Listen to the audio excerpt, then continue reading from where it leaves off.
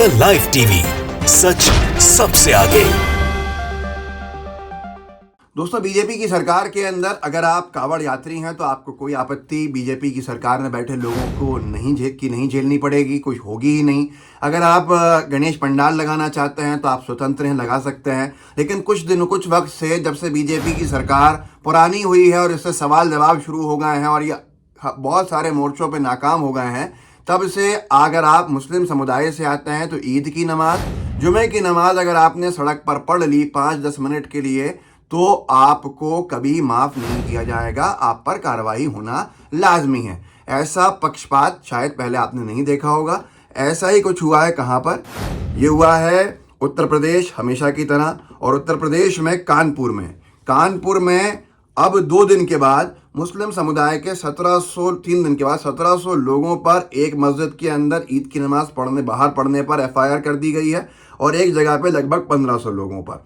यह दैनिक भास्कर ने लिखा है, सड़क पर ईद की नमाज पढ़ी, 1700 पर एफआईआर, सरकारी काम में बाधा डालने का आरोप, मुस्लिम नेता बोले हमें टारगेट किया जा रहा है।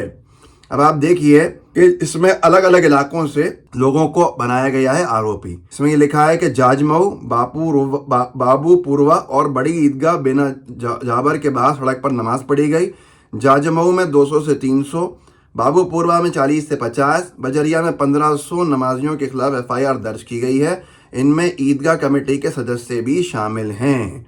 अब आप खुद सोच लीजिए, कानपुर के इलाके में 1700 लोगों पर, 1700 नमाजियों पर इन्होंने एफआईआर दर्ज करी है। खता सिर्फ इतनी है कि 10 से 15 मिनट उन्होंने ईदगाह भरने की वजह से जो बाहर नमाज पढ़ी सड़कों के ऊपर, ये आज से नहीं, 1 सदी से होता आ रहा है। हर जगह की ईदगाह में जगह खत्म हो जाती है तो लोग बाहर की तरफ सफ़े बना के नमाज़ पढ़ते हैं, अपनी अपनी शटाइयाँ बिछा के, जानामाज़ें बिछाकर। और ये कोई नई बात नहीं है। लेकिन अब क्योंकि चुनाव होता है, चुनाव में ध्रुवीकरण चाहिए होता है, हिंदू मुसलमान करना होता है, तो इस तरह की चीज़ें आती हैं। और एक बात और आपको जानकारी के लिए दे दूँ, ईदगाह में ज़्यादातर जो शहर हैं भारत के, उनमें इन दिनों में अब जो ईद की नमाज हो रही हैं पिछले कुछ सालों के अंदर, सुबह 7 बजे या 7:30 बजे तक नमाजें हो जाती हैं, हद से हद 8:30 बजे तक।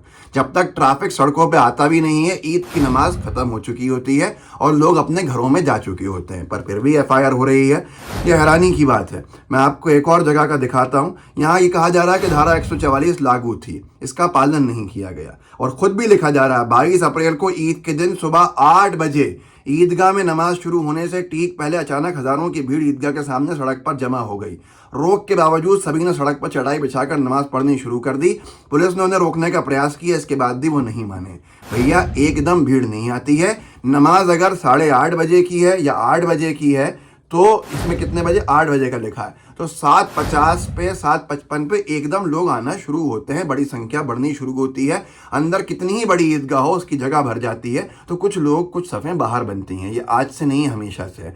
144 लागू करने की क्या वजह है? एक बड़ा सवाल खड़ा होता है। और क्या इसमें एक्सेप्शन नहीं दे सकते हैं जो सदियों से हो रहा है? और उसके साथ साथ बड़ा विषय ये भी है, पुलिस का कहना है हम दोबारा पढ़वा देते। ये मान्यता का सवाल है। सुप्रीम कोर्ट भी मान्यता और आस्था पर फैसले सुना चुका है, बड़े बड़े।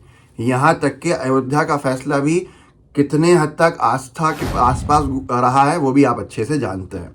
लेकिन फिर भी नहीं। धाराएं जो लगाई हैं वो 186 है, सरकारी काम बाधा डालना, 188 है धारा 144 का उल्लंघन करना, 283 तो हैरानी वाली है, भीड़ जुटाकर रास्ता रोकना, 341 है सदोष अवरोध और लोक सेवा में बाधा डालना, और 353 के तहत केस दर्ज किया है। बजरिया थाने में 1500 लोगों पर एफआईआर कर दी गई है। मरकजी ईदगाह में जो नमाज पढ़ने गए उनके खिलाफ 1500 लोगों के ऊपर एफआईआर की गई।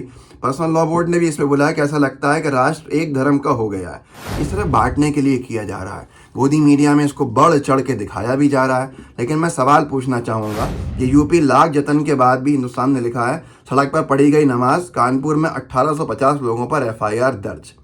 अब मैं थोड़ा सा आपको लेके जाता हूँ दूसरे त्योहारों की तरफ। ये मीडिया की क्या रिपोर्टिंग होती है, प्रशासन की क्या कार्रवाई हो रही है? क्या पक्षपात नहीं है? क्या भेदभाव नहीं है? ईद की नमाज जो सुबह 7 बजे से 8 बजे तक में ख़त्म हो रही है पूरे देश में, उसमें जब ट्रैफिक आता नहीं है, बाहर लोग सो रहे होते हैं ज़्यादातर या सुबह के घरों में उठे होते हैं, उससे पहले तो लोग अपने घरों में पहुंच जाते हैं, तब एफआईआर दर्ज की जा रही है। लेकिन दिनों दिन ट्रैफिक जाम होने से आपत्ति नहीं है साहब, प्रशासन के लोगों को फूल बरसाया जाएगा। अमर उजाला ने लिखा है कांवड़ यात्रा, कांवड़ियों का सैलाब, उमड़ते ही जाम हुआ हरिद्वार। डीएम ने बाइक से किया निरीक्षण, देखे तस्वीरें, मुझे कोई आपत्ति नहीं है इसके ऊपर। भाई त्योहार है, जाहिर सी बात है, आस्था है, होगा ये सब कुछ और इसके इंतजाम पुलिस को करने होंगे। चाहे कांवड़ यात्री हो, चाहे ईद के नमाजी हो, या जुमे के नमाजी हो, या गणपति पंडाल हो, या कोई भी त्यौहार हो। लेकिन ये भेदभाव जो सरकार में बैठे बीजेपी के लोग कर रहे हैं, उससे लोगों में बंटवारा हो रहा है और लोग एक दूसरे के दुश्मन बन रहे हैं। वो हिंदू और मुसलमान जो एक साथ रह के इस देश को तरक्की के रास्ते पे लेके गए हैं हमेशा, आज वो एक दूसरे के दुश्मन बन गए हैं सिर्फ राजनीति के चलते। एबीपी न्यूज ने लिखा था कांवड़ यात्रा 2022, कांवड़ यात्रा में खुली दावों की पोल, श्रद्धालुओं को संभाल नहीं पाई पुलिस। देहरादून में घंटों लगा जाम, घंटों जाम लग गया। कांवड़ यात्री जो थे वो सड़क के ऊपर ट्रैफिक जाम हो गया, उससे वो ही परेशान हुए, लोग भी परेशान हुए। आरोप किस पे लग रहा है मीडिया में? पुलिस के ऊपर, कि पुलिस संभाल नहीं पाई कांवड़ यात्रियों को। और यहाँ पर ईदगाह में किस पर आरोप लग रहा है? नमाजियों पर। अब आप खुद सोचिए, ये बड़ा अंतर नहीं है तो क्या है? टाइम्स नाउ ने तब लिखा था कांवड़ यात्रा 15 जुलाई से दिल्ली मेरठ रोड पर चलेगा एक तरफा ट्रैफिक, कोविड कांवड़ यात्रा के लिए दूसरा रास्ता हुआ बंद। 2 वे की जगह 1 वे हो गया, एक ही तरफ से दोनों रास्ते चलने लगे और एक रास्ते पे सिर्फ कांवड़ यात्रियों का मूवमेंट रहेगा। तो ये भेदभाव नहीं है तो और क्या है? मैं तो ये कह रहा हूँ, मुझे आपत्ति नहीं है, हर धर्म को स्वतंत्रता है अपने त्यौहार मनाने की।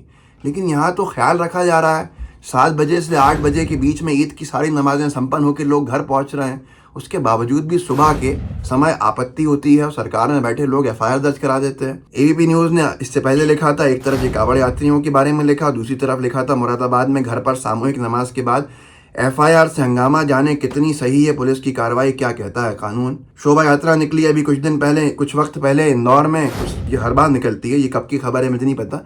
नई दुनिया ने लिखा इंदौर ट्रैफिक जाम, शोभा यात्रा ने रोकी राह, 2 घंटे तक निकली आह। इसके बावजूद भी कोई कार्रवाई हुई है क्या आप जानते हैं? भाई नहीं हो सकती है, धार्मिक विषय है और आस्था के विषय हैं, जाहिर सी बात है, हम सम्मान करते हैं, लेकिन ये भेदभाव क्यों हो रहा है? अमर उजाला ने लिखा देहरादून में शोभा यात्रा ने बढ़ाई मुसीबत, सड़कों पर जाम ही जाम, रेंग रेंग कर चले वाहन, तस्वीरें। एक और अखबार ने लिखा ट्रैफिक जाम से बचने के लिए गणपति उत्सव के दौरान मुंबई की इन सड़कों से बचें। अब यहाँ पर ये भेदभाव क्यों होता है? आखिर क्या चाहत है? क्यों ध्रुवीकरण के इतने प्रयास हैं? मेरी समझ से बिल्कुल बाहर है। इस वीडियो को आगे बढ़ाइएगा और मांग कीजिएगा कि भाई इस तरह की एफआईआर तो कम से कम छोड़ दीजिए। नमाजियों पर एफआईआर होना कितना सही है, कितना वाजिब है, ये आप अपने आप से सवाल कीजिएगा और गोदी मीडिया से ज़रूर पूछिएगा। इस वीडियो को आगे बढ़ाइएगा, व्हाट्सएप ग्रुप्स होंगे आपको, इनमें शेयर कीजिएगा, साथ में लाइव टीवी को सब्सक्राइब भी कीजिए, अपने साथियों तक भी पहुँचाइए और बेल आइकन भी दबाइए। जय हिंद, जय भारत। द लाइव टीवी, सच सबसे आगे।